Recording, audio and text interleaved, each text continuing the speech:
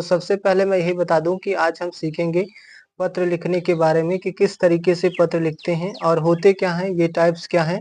तो इन्हीं सारी चीज़ों के बारे में बात करेंगे। तो सबसे पहले बता दें, पत्र को लिखने का या तो लेटर के लिखने का तरीका बहुत ही सरल होना चाहिए, जिससे कि आप जिसके लिए लिख रहे हैं वो सामने वाला व्यक्ति आपकी बातों को समझ जाए, आपके लिखावट को समझ जाए, ग्रामर की त्रुटियां नहीं होनी चाहिए।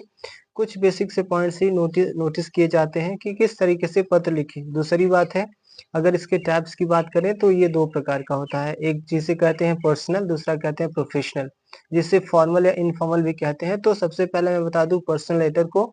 तो पर्सनल लेटर ऐसे लेटर होते हैं जो हम अपने सगे संबंधी, भाई बहन या तो अपने दोस्त को लिखते हैं। तो इस प्रकार के लेटर को हम पर्सनल लेटर कहते हैं। दूसरा देखिए आपका है प्रोफेशनल लेटर। तो इस प्रकार के लेटर में हम अपने सगे संबंधी भाई नहीं, जैसे हम अपने प्रिंसिपल को लिखते हैं या तो किसी सरकारी दफ्तर में वहां के लिए पत्र लिखते हैं। तो इस प्रकार के लेटर को हम लोग कहते हैं प्रोफेशनल लेटर। तो लेकिन आज हम प्रोफेशनल की बात नहीं करेंगे, हम आने वाले वीडियोस में बात करेंगे प्रोफेशनल लेटर की।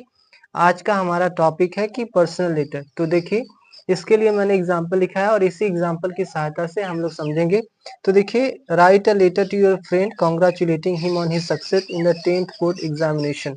तो इसका हिंदी यही है कि एक पत्र लिखिए अपने दोस्त को ऐसा विश करते हुए उसकी सफलता पर, जो 10th में उसने एग्जाम को पास किया है। तो ये इस तरीके से, अब देखिए मैं इसको बहुत ही सिंपल कर देता हूँ, जिससे क्या होगा कि समझने में बहुत आसानी होगी। तो इसके लिए देखिए कुछ मेन पॉइंट्स हैं, अगर इसको हम लोग ध्यान में रख दिए ना तो लिखने में बहुत ही आसानी रहेगा। तो देखिए, सबसे पहला एड्रेस, दूसरा है डेट, तीसरा है सैल्यूटेशन, तीसरा है बिगनिंग, चौथा है बॉडी, इसका पांचवा एंडिंग, छठा है इसका सब्सक्रिप्शन। तो इन्हीं सारी चीजों को वन बाय वन करके अगर हम इसको लिखते जाएंगे पॉइंट बनाकर समझ जाएंगे। तो सबसे पहले देखिए एड्रेस मैंने लिखा है।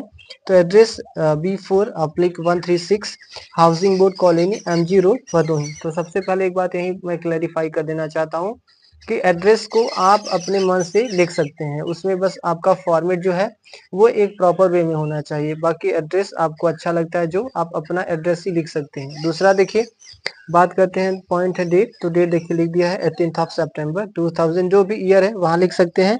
नेक्स्ट बात आता है सैल्यूटेशन की। तो सैल्यूटेशन में बता दूं, जहां हम लिखते हैं my dear friend, my dear Neeraj, किसी का नाम लिख सकते हैं डियर सर या मैम, रिस्पेक्टेड सर या मैडम, यही सब होते हैं सैल्यूटेशन। अब बात आती है अब इसके बिगनिंग की कि किस तरीके से स्टार्ट करेंगे।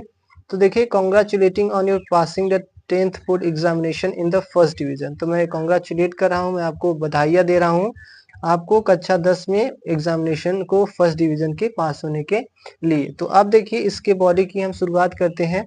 तो my joy knew no bounds when I saw your roll number in the list of first divisioners in Dainik Jagran. तो जो मेरे खुशी था ना वो रुक नहीं पाए जब मैंने आपका नंबर लिस्ट में देखा है, वो फर्स्ट डिवीजन के दैनिक जागरण में। नेक्स्ट देखिए, you have been a brilliant student of your class. आप एक ब्रिलियंट स्टूडेंट है अपने क्लास के। Moreover you work hard the whole year, और आपने कड़ी मेहनत की पूरे साल। And you deserve a first division. Now what are your future plans. तो इसीलिए आपने फर्स्ट डिवीजन डिजर्व किया, इसके लिए आप लायक बने।